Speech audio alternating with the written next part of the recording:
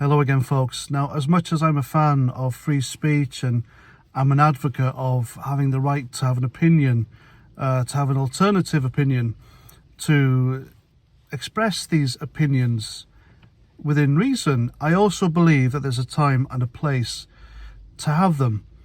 Now, as much as I have an alternative view and opinion to this thing we're not allowed to talk about, I wouldn't be using the trial or the sentencing of a murderer, which is to do with a whole other issue. Violence against women, the police looking after their own. I'll do that Sarah Everard video soon, don't you worry. But Piers Corbyn doing what he did outside the Old Bailey during the sentencing of that douchebag who murdered Sarah Everard and taking advantage of that situation, I think was really low. It was unnecessary.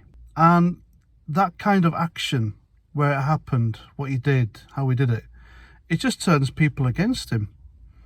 And the cause being, of course, people having misgivings about that thing you're not allowed to talk about. Now, Piers Corbyn is a man of dubious character anyway, I believe, because he's been caught out anyway, taking a bribe from two undercover jokers who offered him, was it £10,000? Turned out it was Monopoly money when he went home to count it.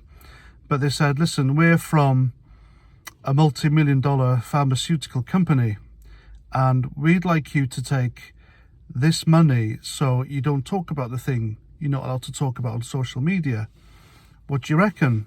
And he says, yeah, fine, no problem. So he sold out his principles. So when he's on stage, when he's on a rally, when he is on the streets making a speech, giving his point across, do you really believe him? I don't. The guy, everything he says now, he sold off during that prank for £10,000. His principles, his values, his morals. Makes you wonder why he's really doing it. And why the hell would he hijack a very high-profile murder case, sentencing at a court, to get these views across? I think that was distasteful. Yeah, it was just completely wrong. Anywhere but there. Not that. Nothing to do with the plight of poor Sarah Everard. Was he trying to take the limelight from that? I don't know. Who knows? But like I said, there's a time and a place. And he just made himself look like even more of a douchebag than he is. So he'll take money to shut up. He'll sell his principles down the line, down the river. And it's just completely, the guy's completely fucking wrong. I don't agree with him. And to be honest with you, he's doing more harm than good in speaking out and speaking up for people who have misgivings about this thing we're not allowed to talk about. I know I'm talking in riddles, but YouTube and Google are removing videos and channels now because they are pro this thing you're not allowed to talk about.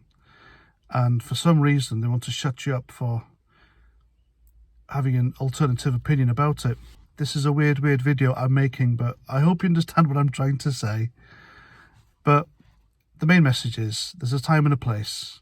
And Sarah Everard's murder sentencing wasn't the place and wasn't the time to speak out against that thing we're not allowed to talk about.